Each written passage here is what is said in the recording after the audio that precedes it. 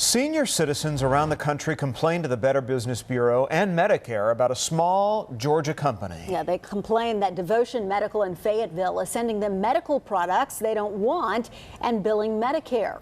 Well, Fox 5 I-Team reporter Randy Travis says those reluctant customers want this all to stop. Yes, and Anton, they are clearly upset, but the owner of Devotion tells us he thinks the blame rests with the senior citizens themselves.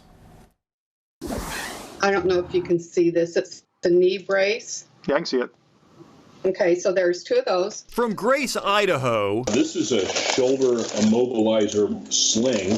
To Vancouver, Washington. Here's elbow braces. No, not elbows. Are these knee? These are elbows. This is or ankles, I don't know. 2 of the dozen places across the country where people complain to the Better Business Bureau that Devotion Medical shipped them expensive medical supplies they never ordered. And it was like, where did this come from? According to Lynn Morgan's complaint, someone called her up with a surprising amount of personal information. They had my full name, my social security number, who my doctor was. Same thing with Shelley Williams' dad, who has since passed away. They go, does your back hurt? And he goes, yeah, my back hurts. And do your feet hurt? And his feet were really swollen. He said, only when I walk on them. And that was it. A couple weeks later, I had this box with all these items. So how did they get all of his Medicare information to be able to bill him when I refused to give it to him? According to these statements, Medicare paid those claims.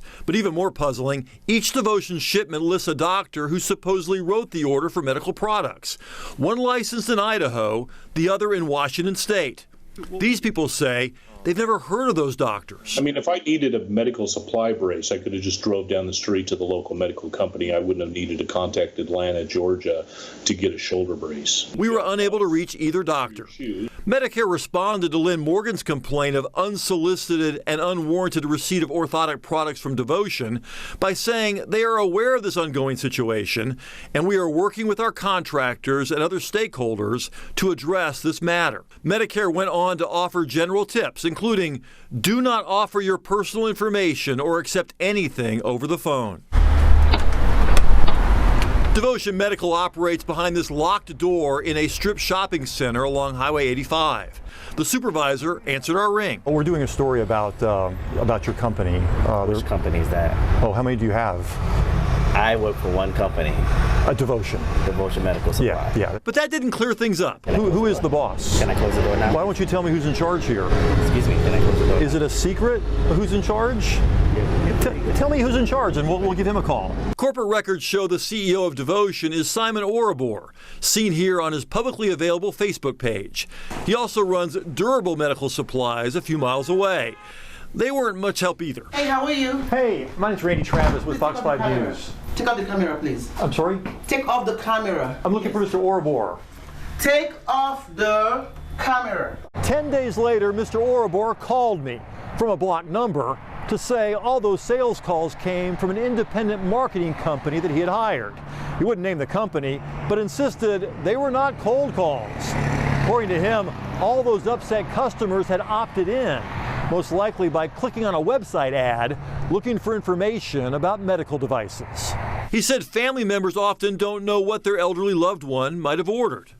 Not true, says 70-year-old Lynn Morgan. So it's like, how did they get all that information? And since that time, she's been inundated with phone calls from different companies or other organizations trying to do exactly the same thing. Shelley Williams' dad was 81 when he passed away in June. She said he didn't even have a computer or know how to use the internet. The thing that bothers me is they prey on the older people. If there's this many people that have complained, just imagine the people that haven't. Devotion answered their Better Business Bureau complaint saying the matter has been resolved and is offering to credit back the account when Shelley mails back the products. But these customers say they're still not pleased. How does the BBB rate Devotion now? F. Medicare says it's always good practice for beneficiaries to review their notices to make sure they're only being billed for services they actually ordered and they actually received. And Medicare would not comment on any specific investigations they have going on right now. And the elderly are such easy targets, Randy. You said check those statements. Any other advice from Medicare? You know, the main thing actually that they advise you to do is to make sure that your loved one is on the do not call list. And it's very easy to do that. You go to donotcall.gov and fill out a few bits of information on there, and it stays on there indefinitely. There's no expiration date for the do not call list. And that will, it's not 100% effective, clearly, but it will make a dent in it and give your loved one and yourself even some sort of protection from telemarketers and people who are trying to do you harm. Good advice for all of us. Yeah. Thanks so much, Randy. Okay.